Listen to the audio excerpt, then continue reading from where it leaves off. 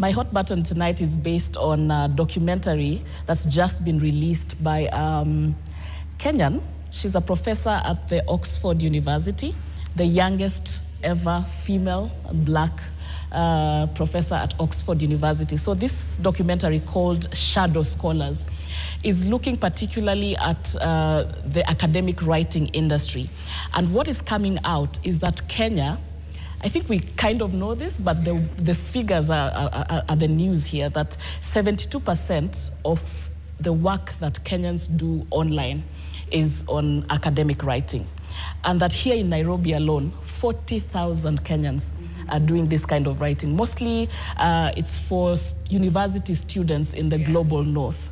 And what's coming out, and I want us to listen to Professor Patricia, because the question that was asked to her, what was the aim of doing this documentary? What is she aiming to achieve? Let's just listen to what she said. Writing and translation.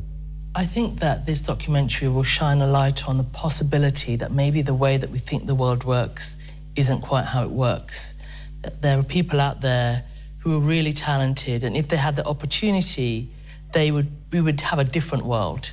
And I think for me, shining a light on this work, I think allows us to see these really intelligent Kenyans as just in need of opportunity.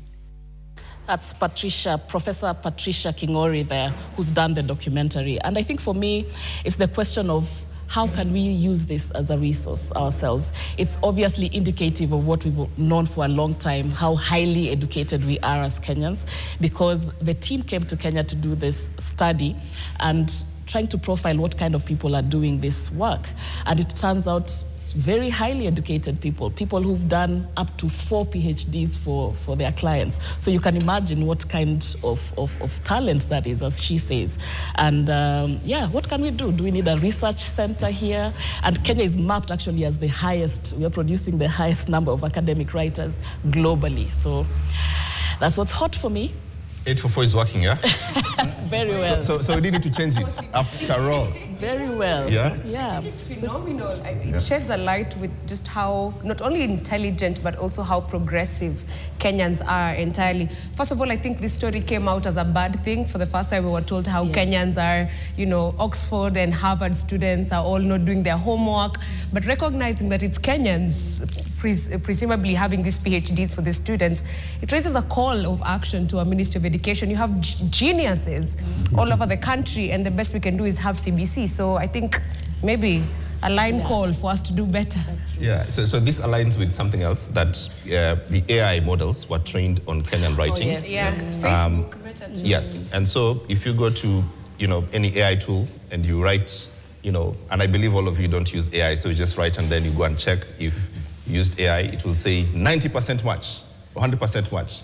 It was just because it was trained by the Kenyan mind. So we should be at peace that we are really doing well and we are the version that AI actually likes and follows. It's only that. It's important to add that these Kenyans, we tend to hide our identities and change the VPN so it doesn't show where you're coming from.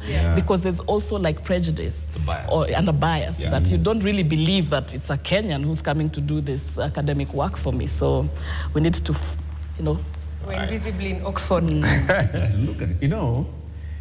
Years back when Dr. Bitange Nemo was PS and Mutahi Kagwe was the CS, was minister then for information, and we had all these undersea fiber cables coming, there was a lot of push for Kenyans, put your content online. And second, that Kenya needs to think about how we can do BPO, business process outsourcing, as a hub.